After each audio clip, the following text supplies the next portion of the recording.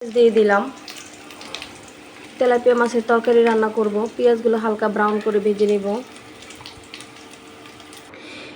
দিয়ে দিলাম মশলা দিয়ে ভালো করে কষিয়ে নেব। মাছ ভেজে নিয়েছি, এখানে তেলাপিয়া মাছ।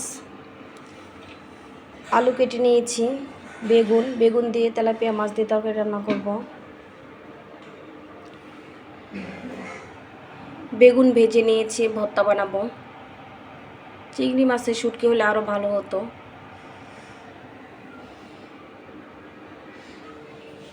লেগ পিস বারবিকিউ বানাবো। আদা বাটা রসুন বাটা দিয়ে দিলাম। এখন দিয়ে দেব সব ধরনের মশলা কষিয়ে আলু দিয়ে দিলাম। আলু দিয়েও কষিয়ে নেব। লেগ পিসগুলো ভালো করে মশলা দিয়ে মেখে নিয়েছি। এগুলো হচ্ছে রাতের জন্য ম্যারিনেট করে রেখে দিলাম। ভালো করে মশলা মাখিয়ে 2-3 ঘন্টা রেখে দিলে সুন্দরভাবে বারবিকিউর একটা স্মেল আসে। আর এটা বারবিকিউ করলে খেতে অনেক মজা লাগে। দেখতেই পারছেন কতটা লোভনীয় হয়েছে। তো এটা এখন আমি ঢেকে রেখে দিব। রাতে রুটির সাথে খাওয়া হবে, সাথে আলু ভাজা।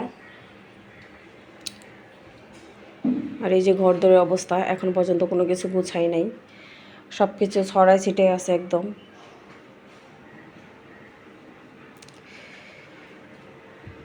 পরিষ্কার করতে হবে, ঝাড়ু মোছা পোছা দিতে হবে। আর এদিক দিয়ে হচ্ছে রান্নাবান্না করতেছি।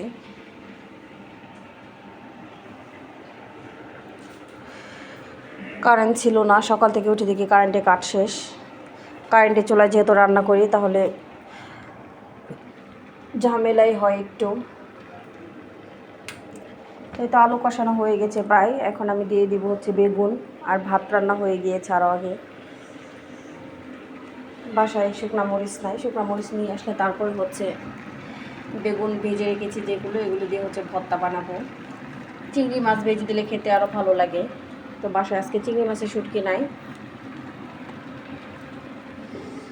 শুভ দুপুর জানাই সবাইকে। আসসালামু আলাইকুম। সবাই কেমন আছেন আপুরা ভাইয়েরা? আশা করি সবাই ভালো আছেন। আলহামদুলিল্লাহ আমিও ভালো আছি। দুপুর 1টা বেজে গেছে, এখন পর্যন্ত কোনো নাস্তা পানি কোনো কিছু খাই নাই, এক ফোঁটা পানিও খাই নাই। কারেন্ট ছিল না, রুটি বাজতে পারি নাই। তো কারেন্টে কাট ভরা হয়েছে 11:30টার দিকে। তো তখন রুটি ভেজেছি, আমার ভাগ্নি খেয়ে স্কুলে গেছে। তো আমি এখন পর্যন্ত খাই নাই, রান্নাবান্নার কাজ শুরু করে দিয়েছি। কারণ গ্যারেজে পোলাপান খাইতে চলে আসবে দুপুর হলেই, 2টা বাজলে চলে আসবে। তো তাড়াহুড়া করে আর কি রান্নাবান্না করতেছি। তো সবাই ভালো থাকবেন, সুস্থ থাকবেন। আল্লাহ হাফিজ।